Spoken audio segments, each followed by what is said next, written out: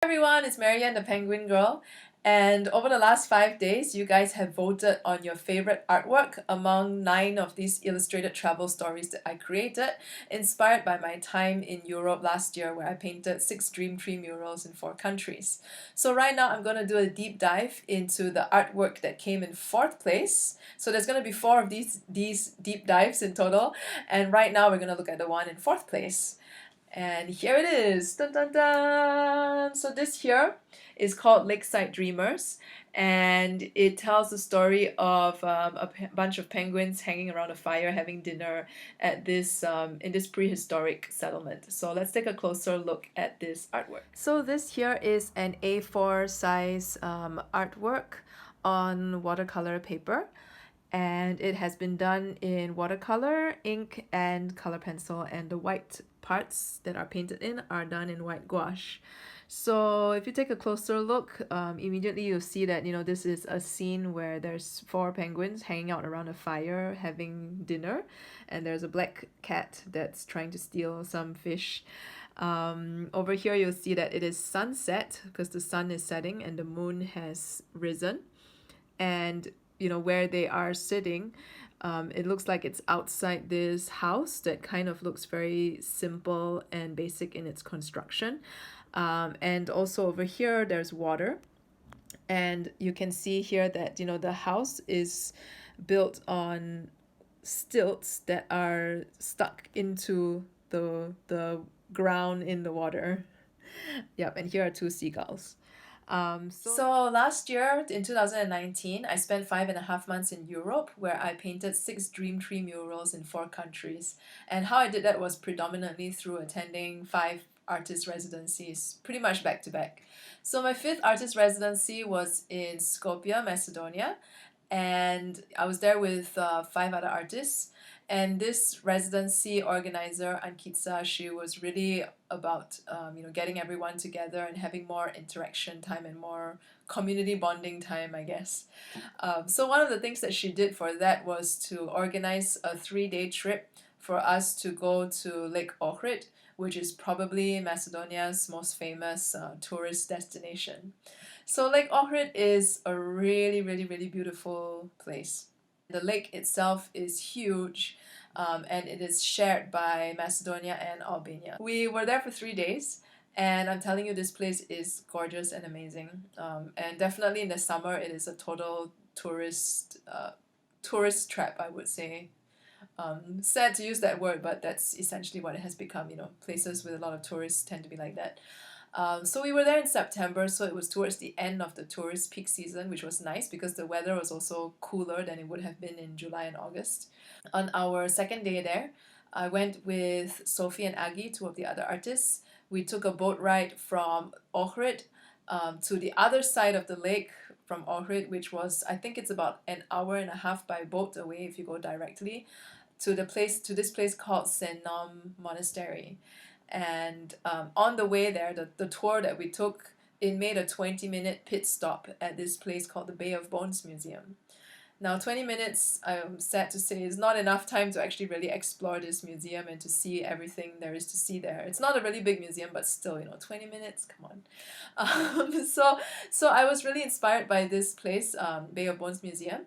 Essentially, it is a replica of a prehistoric settlement, of what it would have looked like during those times, the different kinds of settlements around Lake Ohrid. It's still kind of surreal, and it's still kind of cool to see, this settlement just existing there, even though I know it's a museum.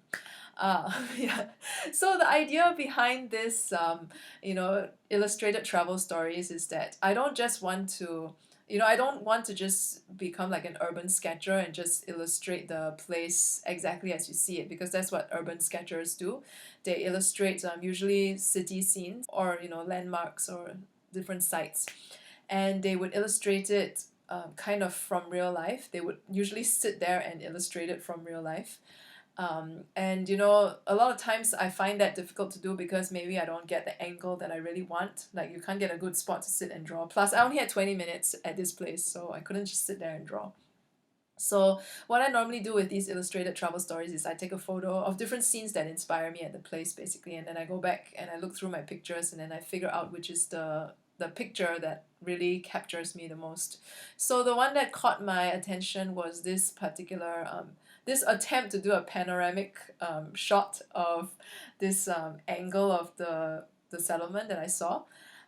So because it's panoramic, it's a little bit distorted, but I still like the way it has turned out. What I imagined as I explored, this museum and this prehistoric settlement, and I went to look as much as I could. I tried to peek into every single house that was there. So I noticed that there were a few that were obviously like houses where people would live in, because they had kind of a bed area and maybe like a little stones, like a stone fireplace kind of thing. One of them even had like this cool bearskin rug in it. Yeah, which we were like so amazed by that. Oh my gosh, look at that bearskin rug. I don't know if it's real or not. I think it's real. So yeah, I took a peek into every single one of the buildings, and there were a couple of them that looked like it would be a more community gathering kind of place.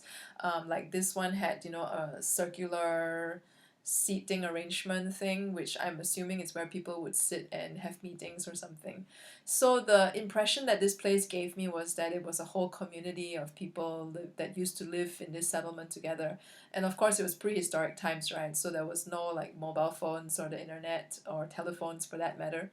So if people wanted to talk to each other, they had to come out and meet each other face to face. And I think what I really like about that kind of living is, at least my romanticized idea of it, is that idea of, everyone kind of supporting each other in this community where people kind of, oh, I have, I've caught this bunch of fish today, and it's not just for my family, it's like shared with everybody. So like everyone shares their resources, everyone pulls their resources together, and ultimately, everything that they do is for the benefit of the survival of the entire community. So I like that idea, and that's what I wanted to convey in this illustration of Lakeside Dreamers, that idea of community and supporting each other and being together and spending time together. And I think this was also kind of affected by how the residency was run in this case, because there was a lot of community bonding time with this residency compared to the other ones that I had attended, just in the months before that. I also took a photo of these seagulls that were just on the railing of the settlement, and I really liked it a lot, so that's why I've included these two seagulls in the illustration as well. So one great thing about, about this illustrated travel stories is that I can let my imagination, I can just take the real life inspiration and allow my imagination to kind of just go crazy with it. And so the idea and then story that I wanted to tell is about this magical place, this really cool, surreal community that lives on the water. And the thing is, if you notice that there are some big clouds in the background instead of the trees. So in the original picture there are trees, but in my illustration there are clouds. So the clouds also give this very dreamy, whimsical aspect of how this land or this place in the illustration is not really at Lake Ohrid, but it's kind of like a version of Lake Ohrid that is elevated, and it kind of exists in the sky and in the clouds, and the lake is kind of like a sky lake or sky river or sky sea, or however you want to see it. So it's really, no limits to the imagination and the kind of stories that can emerge as a result of, putting this real life place into the air, and like almost like building castles in the sky. So you also notice that there is this black cat in the picture. I have this really soft spot for black cats, so I'll tell you more about the story of the black cats another time, and why this particular black cat means a lot to me. Because a month before I attended this residency in Skopje, I fell in love with this little black kitten that I met in Bansko, Bulgaria, which was the place that I was at before coming to Skopje. So I'm gonna tell you more about that at another time. So this is the story of the Lakeside Dreamers, and stay tuned to hear 3 more deep dive videos of the 3 other top artworks that you guys have chosen as your favorites. See you soon!